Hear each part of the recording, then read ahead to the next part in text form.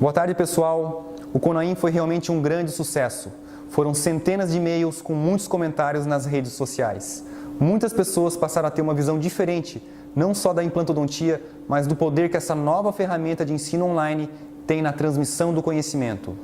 Eu gostaria de agradecer a todos os palestrantes que foram os principais responsáveis pelo alto nível desse evento, e em especial ao nosso grande mestre, o professor Dr. Carlos Eduardo Francisconi, que acreditou nesse inovador projeto desde o início da sua concepção. Gostaria de agradecer a toda a equipe do Conaim, em especial ao meu sócio Fernando Giovanella, que juntamente comigo idealizou e executou esse projeto. E para fechar com chave de ouro esse histórico evento, não haveria momento mais oportuno do que este para assistirmos à brilhante palestra do Dr. Franklin Liarri, com o tema História da Implantodontia no Brasil. O Dr. Franklin Liarri é graduado em odontologia pela Universidade Federal da Bahia, especialista em anatomia topográfica da face pela USP de São Paulo, especialista em implantodontia pela São Leopoldo Mandique de Campinas, mestre em implantodontia pela São Leopoldo Mandique de Campinas, doutor em implantodontia pela São Leopoldo Mandique de Campinas e fellow da Pierre Fauchard Academy dos Estados Unidos. Fiquem agora com o Dr. Franklin Liarri. Muito obrigado a todos e nos vemos no próximo Conaim.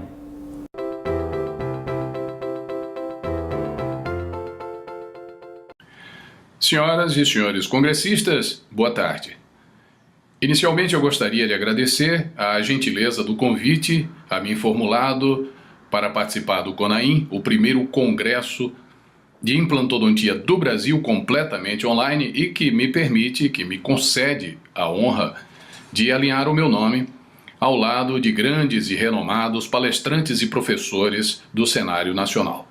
Agradeço e parabenizo à comissão científica e a todos os demais envolvidos pelo sucesso da organização e realização deste grandioso evento de formato inédito dentro da odontologia brasileira e todos merecidamente representados pelos nomes dos seus idealizadores, os colegas professores Salomão Osteto e Fernando Giovanella, tanto pela iniciativa em desbravar um terreno ainda pouco experimentado, quanto pela coragem, arrojo e competência, características das quais são amplos e reconhecidos possuidores. Neste congresso, após uma produtiva semana de estudos sequenciada por assuntos científicos dos mais variados e de grande interesse dentro da implantodontia contemporânea, 31 palestrantes até agora puderam transitar livremente por temas envolvendo macrogeometria dos implantes, suas marcas, desenhos, plataformas, conexões, variadas topografias e superfícies, suas vantagens e aplicações na clínica, cirurgias guiadas, avançadas, microcirurgia plástica periodontal e periimplantar voltadas para a obtenção dos melhores resultados, biologia óssea e as mais recentes pesquisas envolvendo terapia e os seus incrementos celulares, proteína óssea morfogenética recombinante humana, protocolos farmacológicos, carregamento imediato, próteses sobre implantes e suas inovações, tecnologia CAD/CAM e materiais de vanguarda, dirigidos aos horizontes anatômicos e estéticos limítrofes da perfeição, que agem como elementos facilitadores para todos aqueles pacientes que buscam excelência em seus tratamentos, aplicabilidade digital dentro de consultórios e clínicas, juntamente com o recomendado estudo do mercado e da forma mais adequada para gerenciá-los.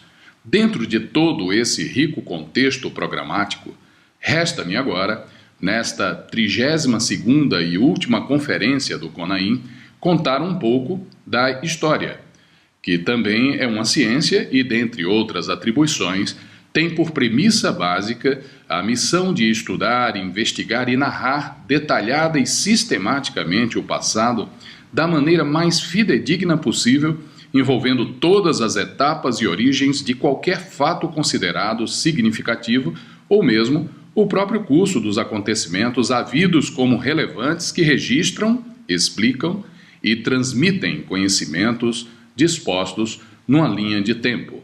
No caso específico da implantodontia, a história abraça participações e fatos importantes que fizeram parte de um longo processo evolutivo científico de investidas progressivas dos pesquisadores, professores, estudiosos e clínicos, pioneiros na descoberta e utilização de técnicas inovadoras para cada época, que buscavam sempre as mais eficazes alternativas voltadas para soluções diagnósticas ou terapêuticas e, por consequência, para resultados traduzidos na forma de eficiência e conforto para o paciente.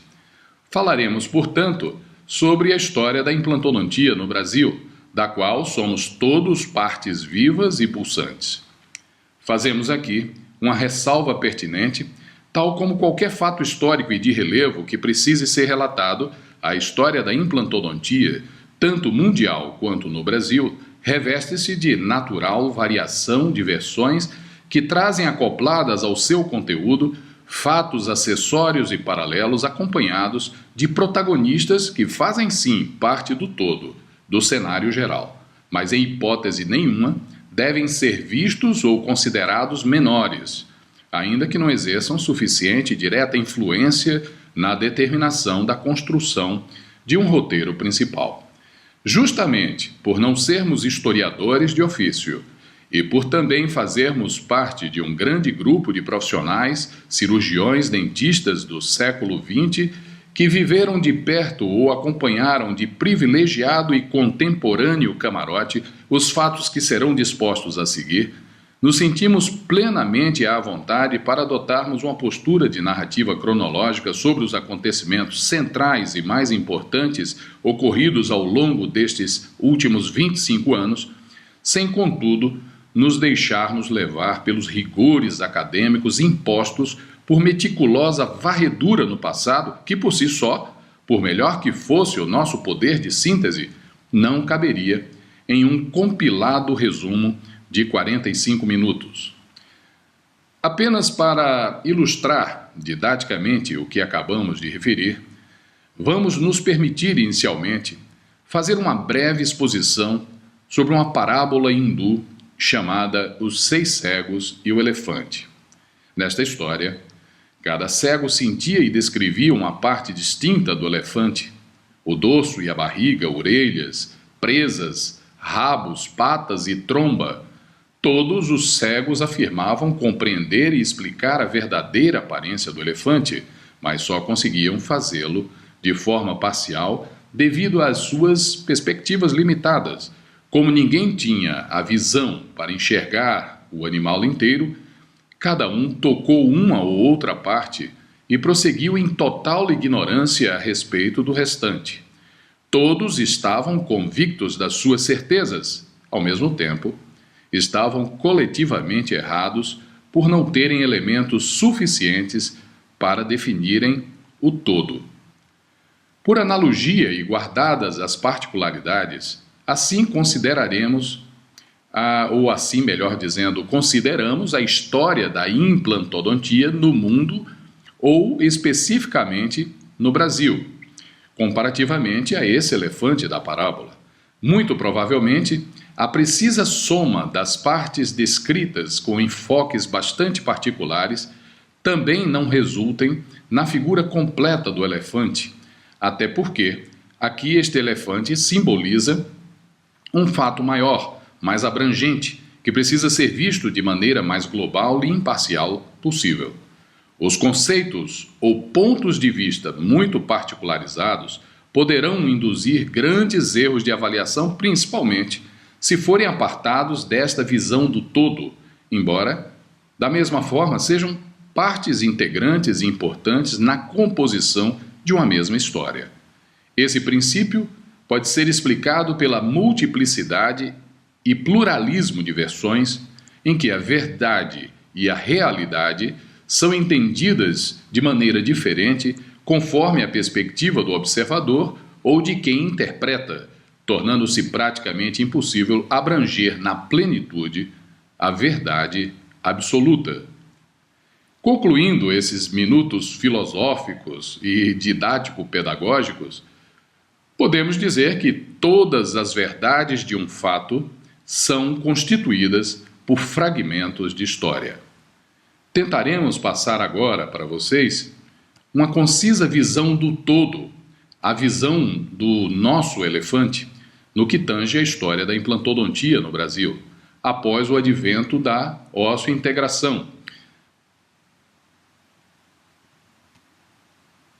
Antes, porém, é necessária uma introdução geral, ainda que breve e superficial, para nos permitir exatamente esta visão do todo. Nós podemos considerar a implantodontia antes e depois do fenômeno da osseointegração. Nós temos uma linha do tempo e a osseointegração passa a ser este determinante. Então, desde os mais antigos registros encontrados sobre implantes, na tentativa do homem repor unidades dentárias perdidas, a exemplo do surpreendente fragmento mandibular da civilização maia datado do século VIII encontrado em Ulloa Valley, em Honduras, onde se observa a presença de 3 incisivos implantados confeccionados com válvulas de conchas, passando pela China, com o reimplante de dentes nos imperadores Xinong, 3216 a.C., e Huangdi, 2637 a.C., até os relatos documentados vindos de Sanshiruta, na Índia, 600 a.C., e da Grécia de Sócrates, 470 a 399 a.C., e Hipócrates, 460 a 355 a.C., fazem destes fatos históricos os primeiros degraus da escalada da implantodontia rumo aos séculos XX e XXI.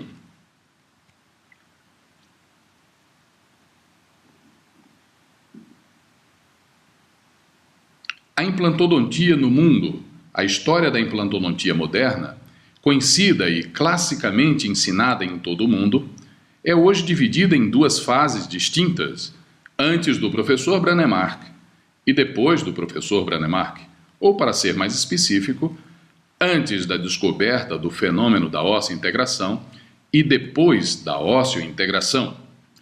Além de fatos marcantes, a história costuma se alimentar de datas que nos situam no tempo e no espaço.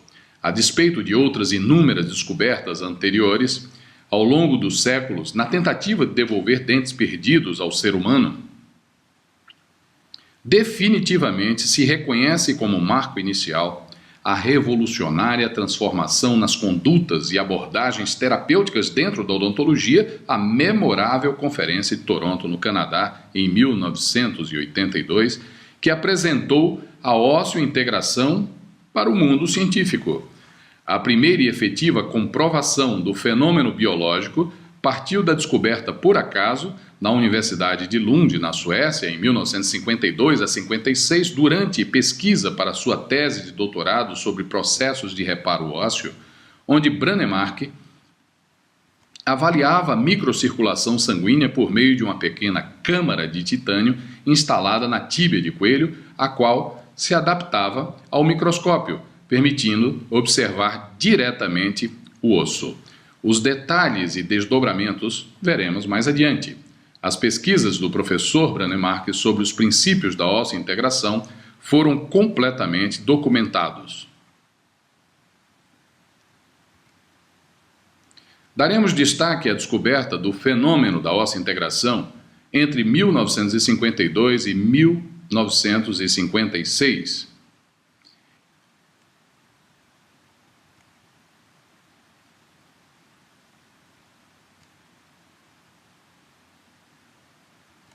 Aplicados pela primeira vez em um ser humano em tratamento de sucesso cirúrgico seguido de rigoroso protocolo estabelecido para a reabilitação do arco total inferior, realizado em 1965 no paciente sueco Gösta Larsson, há quase 50 anos, portanto, o primeiro paciente implantado na era da osseointegração. A implantodontia no mundo. Um breve histórico sobre a descoberta. Como aconteceu, P.I. Brånemark, ortopedista, desenvolvendo sua pesquisa para a tese de doutorado na Universidade de Lund, na Suécia, em 52, Realizou, como já dissemos, estudos sobre os processos de revascularização e microcirculação sanguínea em tíbias de coelho. Inseriu cirurgicamente uma pequena câmara de titânio que se adaptava perfeitamente ao microscópio, permitindo a observação direta do osso e a microcirculação em tempo real. No final do trabalho, notou intrigado que a câmara de titânio havia se colado ao osso.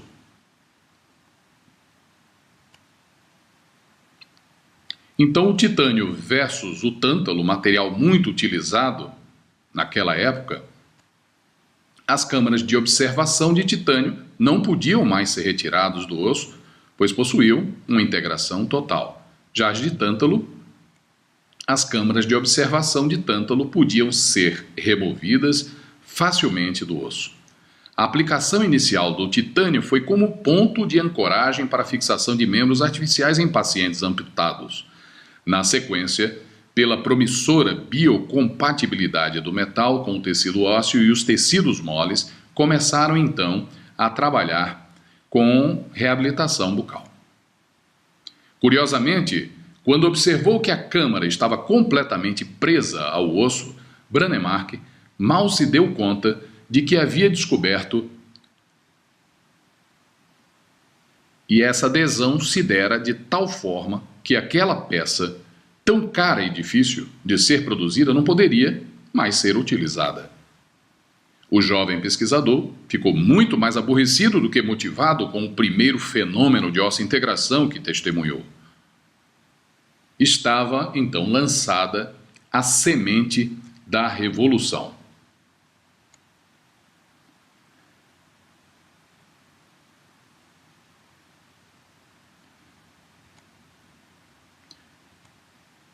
O destaque agora para o primeiro paciente, Gösta Larsson, que foi operado em 1965 pelo professor Brånemark e que é um marco na implantodontia mundial. Então, o primeiro paciente,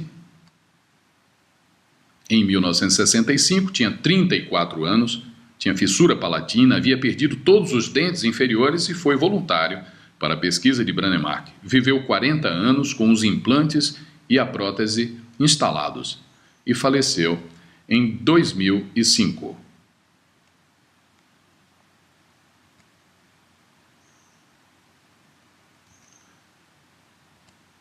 Destaque para a osseointegração.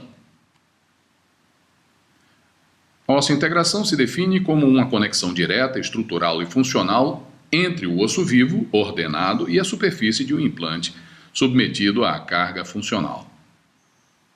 Do ponto de vista macro e microscópico, para a biologia e a medicina, a osseointegração é uma aposição de osso novo e remodelado em congruência com as fixações, incluindo irregularidades de superfície, que ao microscópio óptico não se verifica interposição de tecido conjuntivo entre o tecido ósseo e o implante.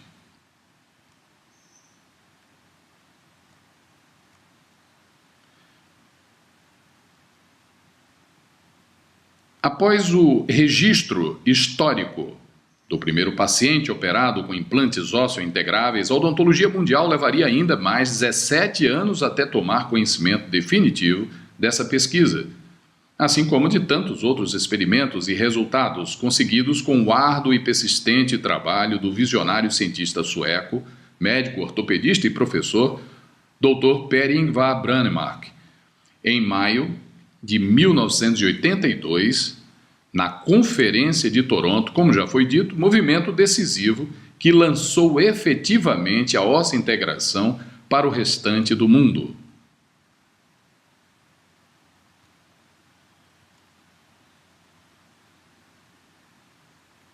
Então, a Conferência de Toronto, Brånemark apresenta seu trabalho para o mundo científico em maio de 1982. Extensa documentação científica com estudos de longo prazo, casos com até 15 anos de follow-up. Rigorosa metodologia comprovou a eficácia da técnica e o diferencial para tudo o que existia até então. Conseguiu romper os preconceitos da plateia contra os implantes. e o movimento decisivo que lançou efetivamente, foi o marco que lançou efetivamente a osseointegração para o resto do mundo. Ao final da apresentação, o professor sueco foi exaustivamente aplaudido, fato incomum entre membros tão ilustres da academia. Além de Brånemark, o sucesso inquestionável da Conferência de Toronto se deveu à decisiva e brilhante participação do ilustre e respeitado professor Georges Zarb nos bastidores do evento. Aqui daremos um destaque a este professor, que tem uma significação histórica para toda a implantodontia mundial. Foi o grande articulador do evento, conceituado pesquisador da Universidade de Toronto, um cientista de grande credibilidade no meio acadêmico, e 6 meses ele passou em Gotemburgo acompanhando os estudos do professor Brånemark antes da conferência. Escreveu cartas personalizadas para convidar cada um dos mais importantes pesquisadores do país, usando de sua grande credibilidade, e conseguiu convencer Brånemark, que estava meio cético em relação à divulgação das suas pesquisas, convenceu a divulgar sua descoberta em outros países. A partir dessa histórica conferência, a genialidade do professor Brånemark foi finalmente reconhecida. Criou-se naquele momento um portal de acesso mundial à osseointegração e aos seus benefícios, um irreversível passo para a humanidade, transformando a vida de milhões de pacientes do mundo inteiro que voltaram a mastigar e a sorrir, mais saudáveis e mais confiantes. Mais de 500 mil de dentistas ganharam um novo rumo profissional. Milhares de grandes, médias e pequenas empresas surgiram, empregando direta e indiretamente mais de 500 mil pessoas. Só que antes da Conferência de Toronto, como é que o mundo pensava? Antes de 1982, havia um preconceito contra aqueles profissionais que se aventuravam a fazer implantes. A implantodontia era uma especialidade considerada menos nobre, que permanecia na marginalidade da odontologia. O meio acadêmico estigmatizava a implantodontia e aqueles que a praticavam. A grande maioria dos cirurgiões dentistas, mais conceituados, desaconselhavam abertamente qualquer tratamento com implantes. Alguns marcos históricos da era Brånemark até sua vinda ao Brasil, uma sinopse com algumas datas. A descoberta da osseointegração, em 1956, o primeiro paciente, como vimos ainda há pouco, Gösta Larsson, em 1965, que foi o marco inicial da osseointegração. Em 1977, o primeiro livro de osseointegração, publicado pelo professor Brånemark. Em 1980, a divulgação da osseointegração, um trabalho do professor Brånemark. E a Conferência de Toronto, em 1982. Ainda o Congressão da APCD, em São Paulo, no Brasil, em 1988, que marca definitivamente a entrada da osseointegração no Brasil. De todas as especialidades da odontologia, a que mais se desenvolveu nessa última década foi, sem dúvida, a implantodontia. Aqui o primeiro livro, de 1977, e em 2005, o professor Brånemark publica The Osseointegration Book, da Calvária ao Calcânio, que é considerada a Bíblia da osseointegração. Não poderíamos falar no professor Brånemark, ou na osseointegração, ou na implantodontia, sem comentarmos sobre o professor Thomas Albrechtson. Foi o primeiro aluno de doutorado do professor Brånemark, participou de todas as pesquisas sobre osseointegração e é hoje uma das pessoas ou uma das maiores autoridades do mundo em pesquisa de superfícies de implantes, juntamente com a sua esposa, a professora Anne Wennerberg. professora Wennerberg é da Universidade de Malmö, na Suécia. A descoberta da óssea-integração foi só o primeiro passo dentro da gigantesca contribuição de P.I. Brånemark para a humanidade. Foi graças ao rigoroso nível de exigência das suas pesquisas que se pôde comprovar a eficácia de seus protocolos e convencer a comunidade científica de que a implantodontia poderia ter resultados muito mais previsíveis. O objetivo de Brånemark no início dos estudos era estabelecer procedimentos ou um protocolo para que a reabilitação oral por meio de implantes ósseo-integráveis ocorresse com a maior segurança e eficiência possíveis. O tratamento consistia na instalação de 4 implantes na mandíbula para a fixação de uma overdenture. E o resultado que se buscava, ou que se busca até hoje, melhoria na qualidade de vida, mastigação, fonação e vida social. Condições ideais para que ocorresse a óssea-integração seguia o seguinte roteiro. A precisão dos equipamentos era muito importante e é muito importante nos dias de hoje, a mínima agressão aos tecidos, esterilidade no ambiente cirúrgico, prevenção à contaminação. Os instrumentais que foram desenvolvidos pelo amigo e colaborador do professor Brånemark, o engenheiro Victor Kuika. Ele estabeleceu princípios técnicos para a manufatura dos instrumentais usados para a execução do protocolo de Brånemark desde a pesquisa. Haviam frentes contra Brånemark em todo esse período. O fato dele ser médico, o forte sentimento contra o uso de implantes na comunidade odontológica devido à alta taxa de insucesso.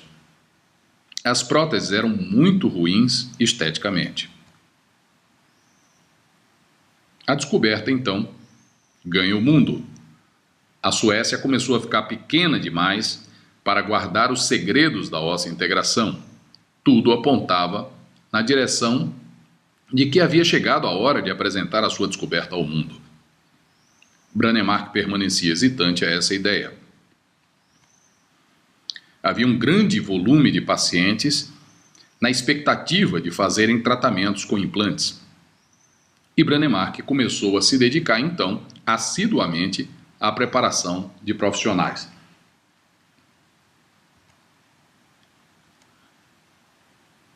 Os implantes de titânio tinham como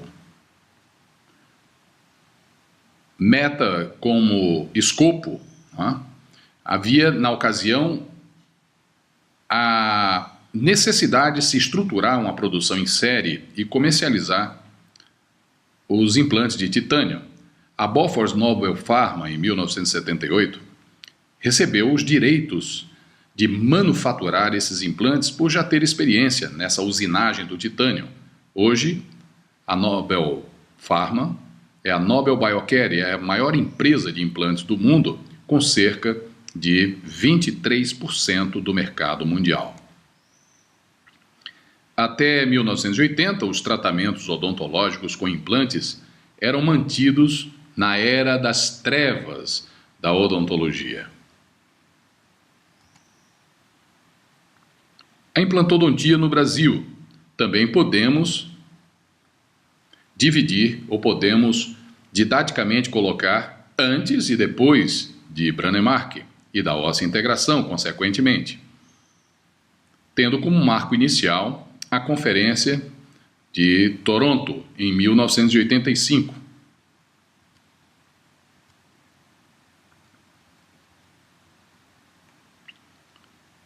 O cirurgião dentista brasileiro Dr. Humberto Cerruti Filho, atento às inovações, em 85,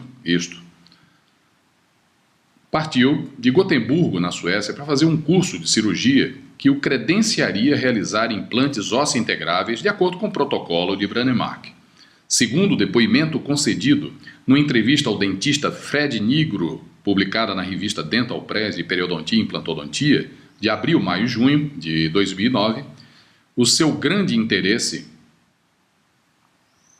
era solucionar o problema das próteses totais inferiores, que não estabilizavam em hipótese alguma. Então ele via na novidade a possibilidade de realização de overdentures retidas por implantes, o que resolveria o problema dos pacientes, segundo ele próprio na sua entrevista. Imediatamente depois desse primeiro curso, assim que voltou ao Brasil, ele falou com o colega e amigo dele, Dr. José Gustavo de Paiva, e o inscreveu num curso cirúrgico, e lá se foram novamente para Gotemburgo. O Dr. Gustavo fez o curso de cirurgia e desta vez o Dr. Cerruti, de volta a Gotemburgo, se habilitou na parte de prótese, seguindo o protocolo do professor Branemark.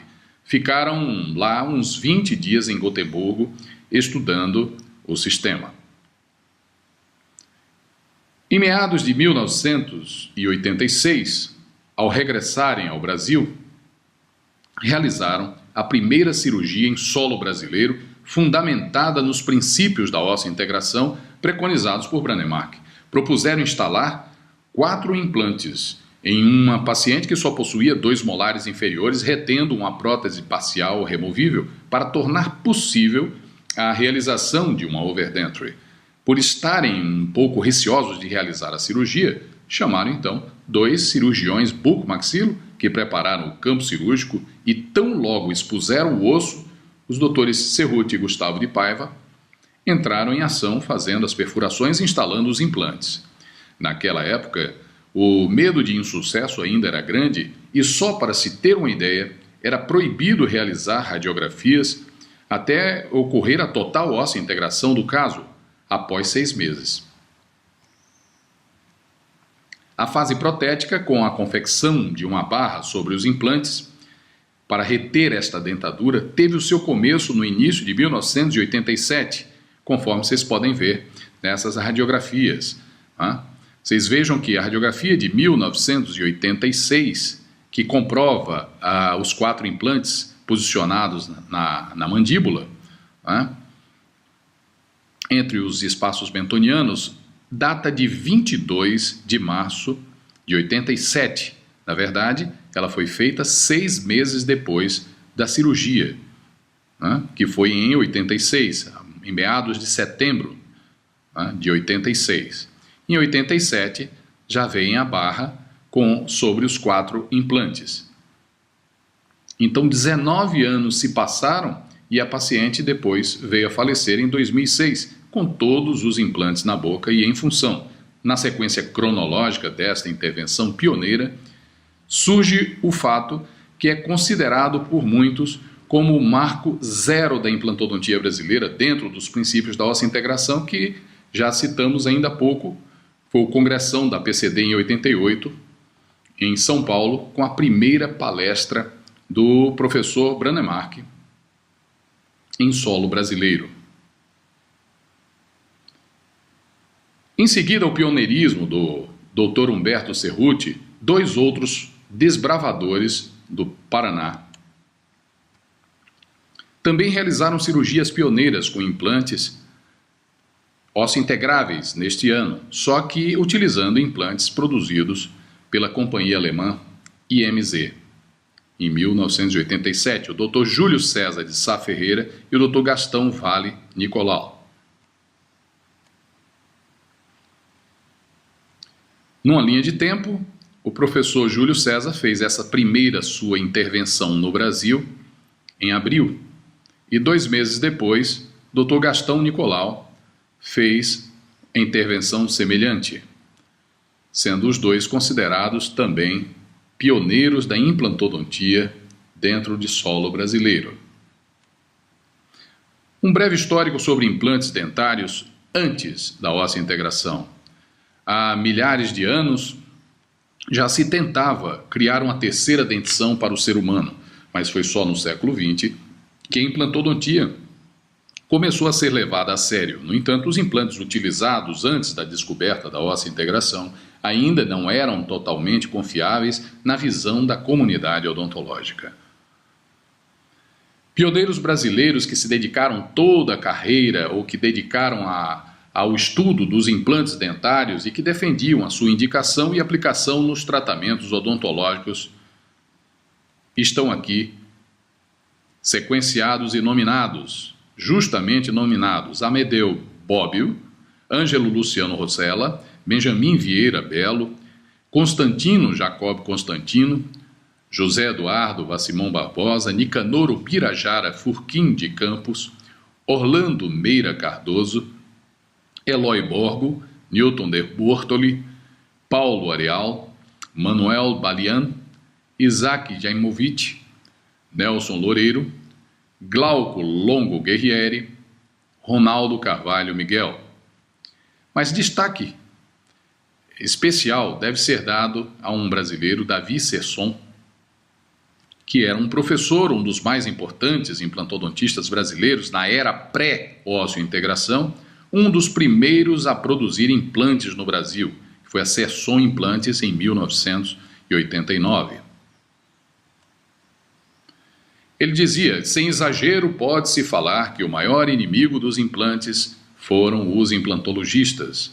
E, de fato, ele enfrentou esta fase de adversidades e sentia isso com muita propriedade. Os implantes tinham uma má reputação e, justamente pela alta taxa de insucesso nos tratamentos, a baixa previsibilidade, novas técnicas ou adaptações de técnicas antigas. E havia uma ala com conceitos determinados ou pré-determinados contra a implantodontia. Vamos falar um pouquinho agora sobre esses implantes na era pré-ósseo-integração, esses 4 grandes grupos de justa-ósseos agulhados, de lâminas e parafusos. Os justa-ósseos, desde a década de 70, foram implantes muito utilizados e teve em Benjamin Vieira Belo e Paulo Areal os seus maiores precursores. Foram os primeiros professores a ministrarem curso de implantodontia no país em 1955, autores do primeiro livro de implantodontia do Brasil, Dentaduras Implantadas, em 1956, que foi publicado este livro.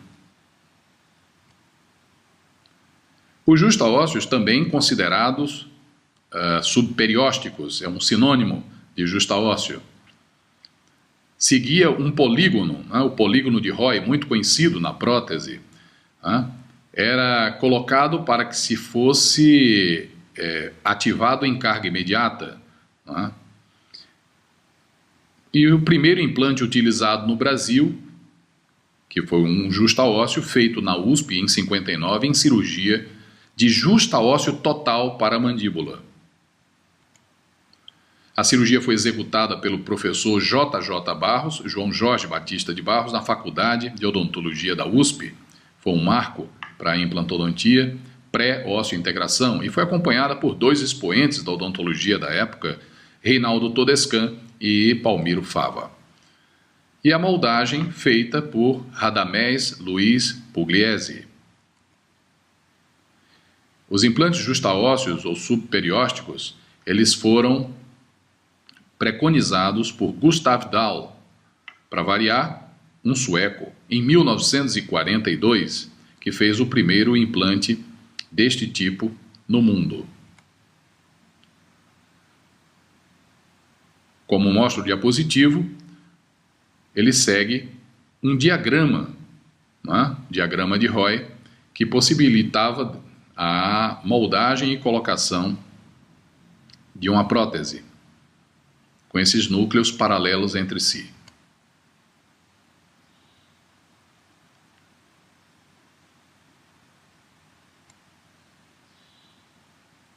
Imagens dos implantes com os desenhos variados subperiósticos.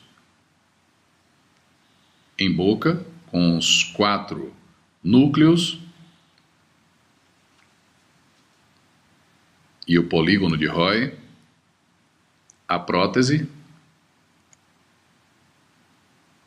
e a prótese em boca em posição.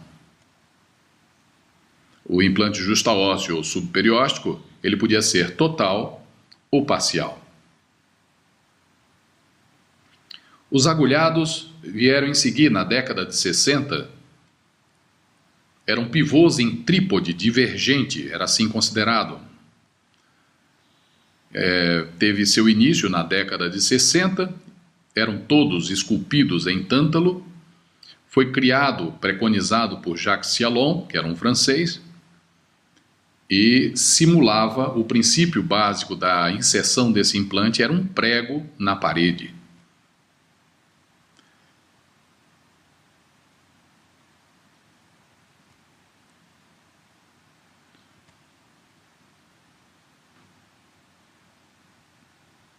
Paralelamente ao surgimento dos implantes agulhados, nesta década, era articulada a criação de uma sociedade odontológica latino-americana de implantes aloplásticos e transplantes, a Solaiar, e teve o dentista brasileiro Benjamin Vieira Bello como seu primeiro presidente. Em 1967, foi então criado o IBI, o Instituto Brasileiro de Implantodontia, que se tornou uma referência importante para a categoria. Esse tipo de implante agulhado teve, nos professores Glauco Longo Guerrieri e Ronaldo Carvalho Miguel, os seus mais entusiasmados difusores nas décadas de 70, 80 e 90. Em seguida, na década de 60, os laminados. Surgiram em 67, o conceito do implante com formato de lâmina foi criado pelo americano Leonard Lincoln, e foi muito aceito e desenvolvido na Itália. Não havia esse tipo de implante uma forma padrão, ou desenho definitivo, ou definido. Inspirou uma concepção de variados formatos, principalmente na Itália.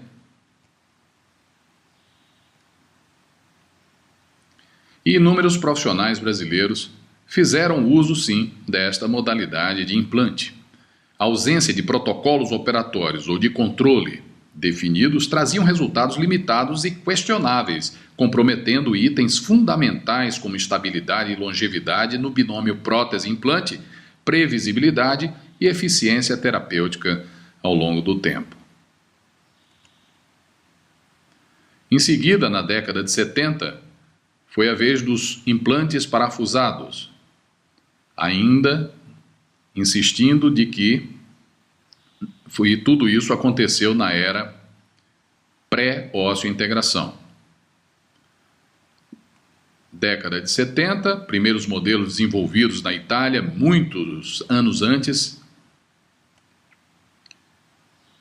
e esses implantes Garbatio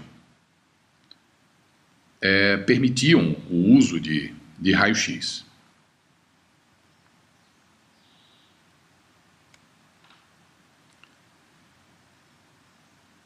Nessa década, os implantodontistas paulistas passaram a contar com dois importantes órgãos: o Grupo Brasileiro de Estudos Implantares, GRUBEI, em 1973, e seguidos da Associação Paulista de Implantodontia Oral, a APIO, em 1974.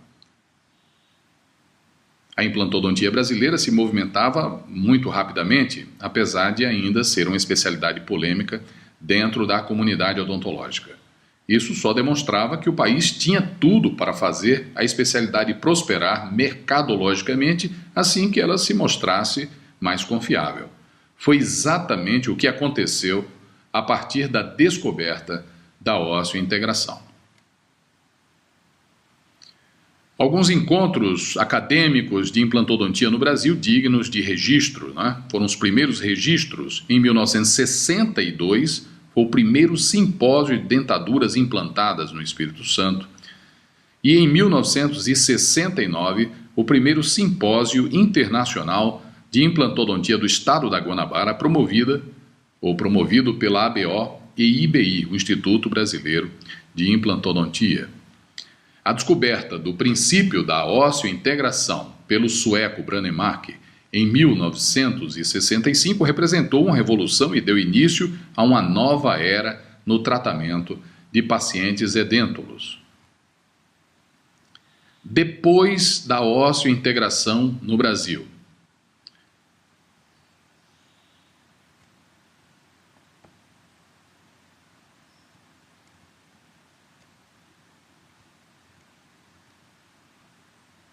até os dias atuais. O Brasil descobre Brånemark, assim como em outros lugares do mundo, antes da chegada da osseointegração. A implantodontia era vista com muitas restrições dentro da odontologia brasileira. À medida que esses primeiros implantes brasileiros tinham contato com a nova técnica proposta por Brånemark, a osseointegração então encontra terreno fértil para se desenvolver no Brasil. A maior parte da comunidade científica se posicionava frontalmente contra a prática por considerar seus resultados pouco previsíveis e com grande risco de sequela para os pacientes. Os poucos cirurgiões que se arriscaram na implantodontia pré-ósseo-integração eram tratados praticamente como hereges pelos colegas de profissão. O fato que desencadeou as mudanças necessárias para tirar os implantes do limbo da odontologia foi a chegada do sistema Brånemark ao país. Na década de 80, não se dispunha de toda essa tecnologia hoje existente na área da informação e os acontecimentos em cada país demoravam muito para gerar reflexos em outras regiões. Ainda não existia a globalização. Esse isolamento explica por que as primeiras cirurgias feitas no Brasil com implantes ósseo-integráveis só aconteceram a partir de 1987, a despeito da técnica já ser conhecida mundialmente, pelo menos desde a Conferência de Toronto, em 1982, como já vimos. Surgiram, então, logo após esse marco de 88, com a vinda do professor Brånemark ao Brasil, no congressão da PCD, os cursos de credenciamento. Então, dois grupos, os responsáveis pela realização das primeiras cirurgias, estavam divididos nesses dois grupos, sendo que um deles foi até a Suécia fazer seu curso de credenciamento, enquanto o outro grupo optou por fazer um curso similar nos Estados Unidos. Ambos os cursos aconteceram no mês de abril de 1988. Ao todo, foram 8 profissionais que peregrinaram até o exterior. Nessa ocasião, o grupo da Suécia contava com 2 cirurgiões, que era Antônio Vicente de Souza Pinto, oriundo da área de periodontia, e Laércio Vasconcelos, especialista em cirurgia bucomaxilofacial. Já o grupo que foi aos Estados Unidos era um pouco maior. Além de 2 cirurgiões na área de periodontia, Carlos Alberto Dotto e Wilson Roberto Sendic, haviam também 4 protesistas, Cláudio Luiz Sendic, Marek Sendic, Marco Antônio Bottini e Jürgen Jacobsen. Apesar de terem realizado seus cursos e suas cirurgias, foram praticamente de maneira simultânea. Cada um dos grupos percorreu uma trajetória distinta para alcançar os seus objetivos. Curiosamente, assim como na viagem, os 2 grupos também fizeram, como dissemos há pouco, praticamente suas cirurgias de maneira simultânea, mais do que por força do acaso. Isso aconteceu também porque a Nobel Pharma determinava que a primeira cirurgia fosse acompanhada por uma profissional treinada pela própria empresa. Para fazer o curso tanto na Suécia quanto nos Estados Unidos, o candidato tinha que comprovar que era especialista em periodontia ou em cirurgia bucomaxilofacial. A Nobel Pharma só vendia implantes para aqueles que já haviam passado pelo curso de credenciamento, uma conduta estratégica para diminuir os riscos de fracasso no uso da técnica.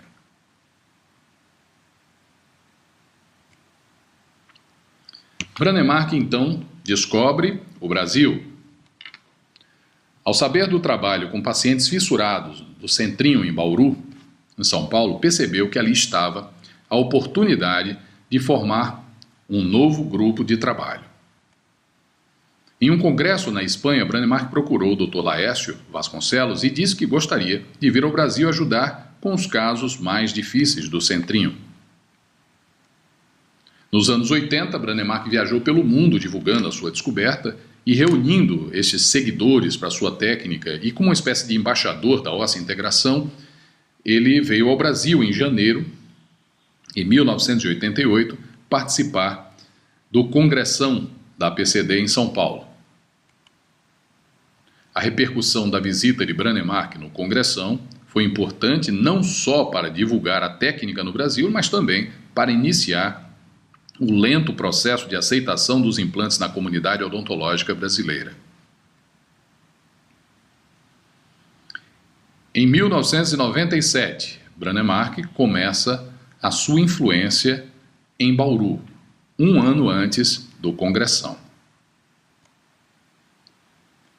Passou 15 dias no Brasil em atendimento a pacientes do Centrinho, em Bauru. Na Suécia já não havia mais tantos casos difíceis quanto no Brasil. Ele fazia cerca de 2 cirurgias por dia. Houve muito aprendizado na parte de enxertos ósseos. Uma vez no Brasil, estabeleceu vínculos de amizade com respeitados seguidores e professores no país, dentre os quais Laércio Vasconcelos e o professor Carlos Eduardo Fransconi, que o recebeu em Bauru. O pai da ósseo-integração pegou gosto pelo Brasil e por Bauru. As visitas foram se repetindo com mais e mais frequência. Como havia uma certa dificuldade de deslocamento, Brånemark surpreendeu a todos mais uma vez, decidindo transferir o PI Institute de Gotemburgo para Bauru.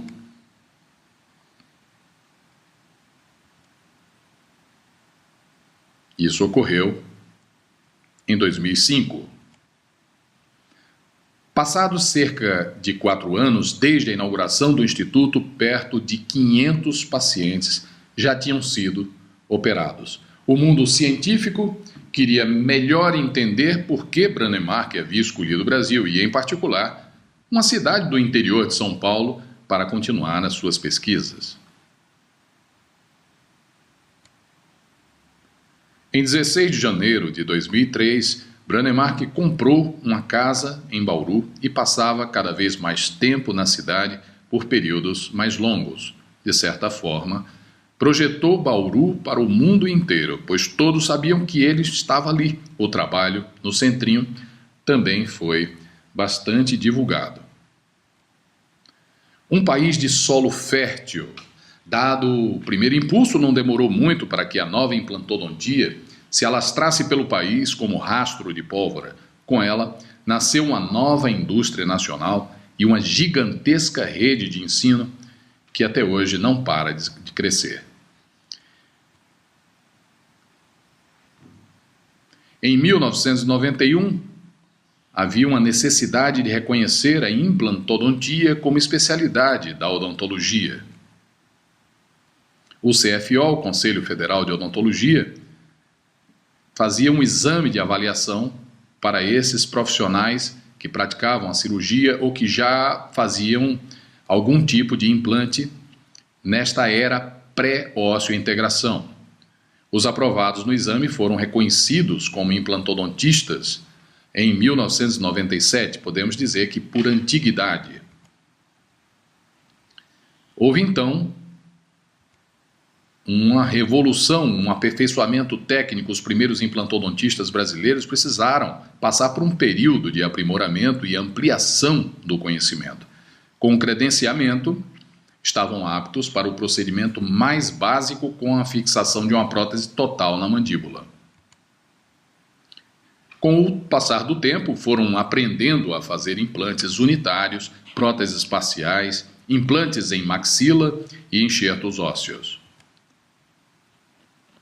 Os sistemas de implantes disponibilizados no Brasil, à época, era o Brånemark System da Suécia, era Nobel Biocare, como já vimos, era considerada Nobel Pharma, para depois se tornar Nobel Biocare, a Straumann, da Suíça, IMZ, da Alemanha, que era do mercado europeu, e o sistema TF, da Argentina, Odontex. A indústria nacional, então,